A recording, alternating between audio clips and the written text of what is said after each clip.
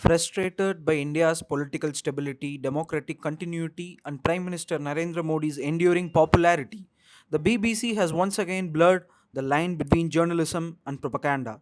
Its recent article, Gen Z Rising Why Young Indians Are Not Taking to the Streets, pretends to be sociological analysis but reads more like a frustrated provocation.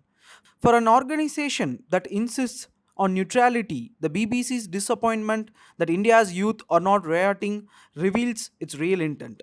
The article laments that Indian Gen Z, despite being large, educated, and digitally active, has not risen like their counterparts in Nepal or Bangladesh. Beneath the academic tone lies an unmistakable yearning, a wish to see Indian streets burning, universities protesting, and instability returning, a scene Western media finds easier to romanticize and monetize. Every few months, BBC India publishes a piece that sounds more like psychological warfare than reporting. This latest one is no exception. It subtly glorifies anarchy, idolizes violent youth uprisings, and portrays peace as passivity. The BBC's structure of storytelling is a study in manipulation. It begins by glorifying Asia's restless youth, those who brought down governments in 48 hours, implying that rebellion and chaos are marks of progress. Then comes the damning comparison. Indian youth are fragmented, fearful, and silent. The message is barely hidden. Indian Gen Z has failed its global peers by not revolting. Phrases like fear of being branded anti national and government demonizing protests are planted carefully to evoke guilt, not understanding. The piece does not analyze why Indian youth are calm, it insinuates that calmness equals cowardice and restraint equals repression. This is psychological agitation, not journalism. The intent is to provoke, not inform.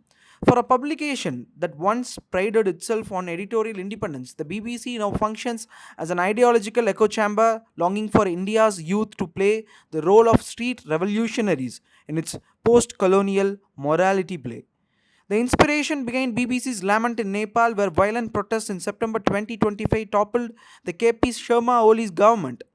BBC describes these events with cinematic romance, youth led revolts, streets roaring with change, leaders falling overnight. But behind this glamour lies blood and ashes. Nearly 20 people died, ministers were attacked, historic buildings like the Singha Dabba complex were vandalized, and the army imposed curfews to restore order. Today, Nepal teeters on the edge of military intervention, but for BBC, this is heroism. It calls it a template for Asia's youth, conveniently skipping the bodies buried under the narrative. Even Nepali protesters later admitted that their movement had been hijacked by some infiltrators, turning legitimate dissent into mob violence. The BBC omitted that fact because the truth reigns the drama. After all, the objective is not to document Nepal, it's to inspire India's youth to imitate Nepal. This is not journalism, it's a recruitment campaign, an invitation to chaos dressed up as commentary.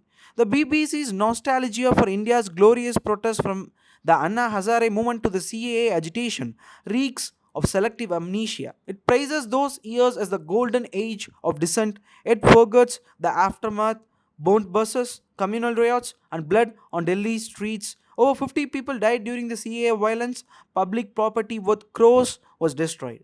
Those so called student leaders, BBC ideologists, were not peaceful reformers but political operatives accused of inciting riots. They are still behind the bars, BBC, please don't forget that.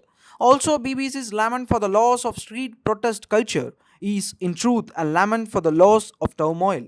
When India was portrayed as unstable and oppressive, BBC's newsroom narratives thrived. But with India growing at 8%, hosting G20 summits, and showing political continuity, the Western media's old tropes have collapsed.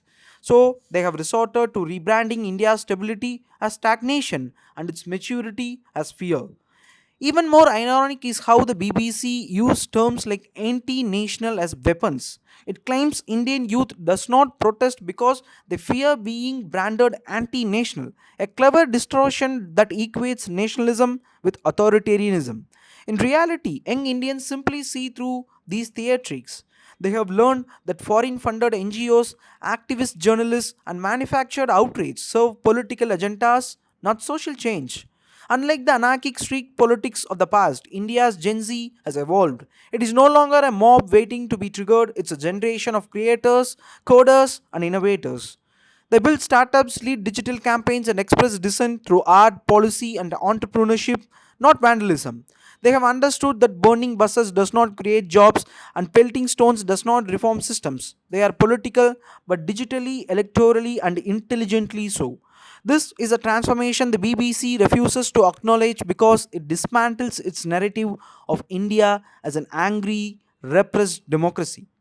When the BBC cites Umar Khalid's imprisonment or the Jamia clashes, it's not out of empathy but nostalgia. Nostalgia for India's chaos. The subtext is unmistakable. You have grown too quiet. Don't you miss the fire? It mourns the Modi government's success in restoring campus discipline and transforming universities from battlegrounds into innovation hubs. India's campuses now host hackathons, not hunger strikes, patents, not protests. And that's exactly what frustrates BBC and its ideological kin, the West's colonial discomfort with a stable, confident India. Western media outlets like the BBC, The Guardian, and the New York Times thrive on dysfunction. They need struggling democracies to validate their superiority. Nations like Nepal, Bangladesh, and Sri Lanka fit neatly into their framework exotic democracies in perpetual crisis. But India, with 370 million Gen Z citizens, strong institutions, and electoral resilience, does not. Every election since 2014 has reaffirmed India's democratic stability and youth participation.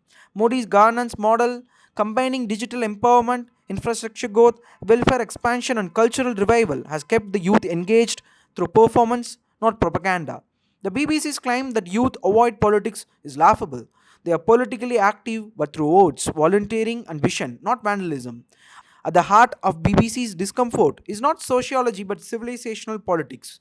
The Western establishment has never forgiven Modi for redefining secularism and restoring pride in India's Hindu identity. When the Ram Mandir was consecrated, it was more than a religious act, it was a civilizational correction, signaling that India no longer apologizes for its faith. For the Western commentariat, this was blasphemy, a Hindu majority nation finding pride without seeking validation from the West. The BBC's earning for Riots reveals more about its ideological despair than about India's youth. Its editors cannot tolerate an India that is peaceful, progressive, and proud, an India that speaks of dharma, development, and digital power in the same breath. By comparing India to Nepal, it exposes its colonial fantasy to see the former colony in perpetual conflict, ripe for moral lectures. But India's Gen Z won't oblige. It has inherited wisdom, not rage. It has replaced slogans with startups and revolts with reforms. So, yes, India's youth are not taking to the streets, BBC, they are taking to the world, and that not chaos is their revolution.